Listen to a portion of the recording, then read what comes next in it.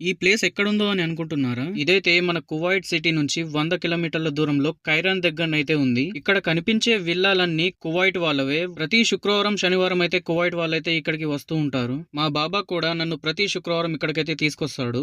Kuwait వాళ్ళు వాళ్ళ ఫ్యామిలీతో ఇక్కడికి ఎంజాయ్ చేయడానికైతే వస్తారు. నేను వచ్చే విల్లాకు మా బాబా ఫ్యామిలీతో కాకుండా వాళ్ళ స్నేహితులతో ఎంజాయ్ చేయడానికైతే వస్తాడు. నేను ఇక్కడికి ఎందుకు వస్తానంటే వీళ్ళకైతే ఫుడ్ తీసుకురావడానికైతే వస్తాను.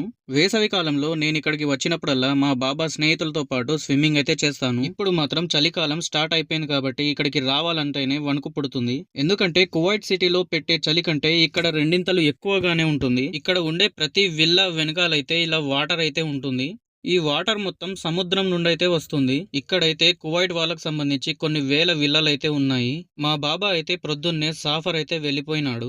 మా బాబా స్నేహితులందరూ వెళ్ళిపోయాక నేనైతే అన్ని డోర్లు లాక్ చేసుకుని కువైట్ సిటీకి అయితే బయలుదేరాను. ఎన్నోసార్లు ఇక్కడ నుంచి వెళ్తూ ఉంటాను, వస్తూ ఉంటాను, కానీ ఎప్పుడూ కూడా ఈ ప్లేస్‌లో ఆగలేదు. మా బాబా అయితే సాఫర్ వెళ్ళిపోయాడు కాబట్టి నాకైతే ఇక ఫోన్‌లు రావని ఈ ప్లేస్‌కైతే చూడ్డానికైతే వచ్చాను.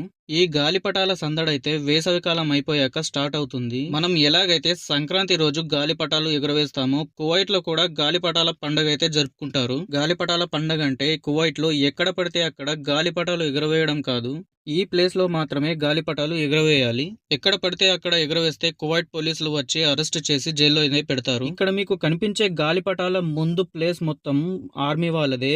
ఇది దాటి వెళ్ళరాదు. ఇంకా కొంచెం ముందుకు వెళ్తే మనకైతే కోషన్స్ కూడా అయితే కనిపిస్తాయి. ఇక్కడికైతే వెళ్ళరాదు, ఫోటోలు తీయరాదు అని చెప్పేసి బోర్డు అయితే ఉంటుంది. మొత్తం ఆర్మీ వాళ్ళదే ఈ ప్లేస్ మొత్తం. మీరు కూడా ఈ ప్లేస్ చూడాలనుకుంటున్నారా? మీకైతే కింద లింక్ డిస్క్రిప్షన్ లో ఇస్తున్నాను. మరిన్ని వీడియోస్ కోసం నా ఛానల్ అయితే ప్లీజ్ సబ్స్క్రైబ్.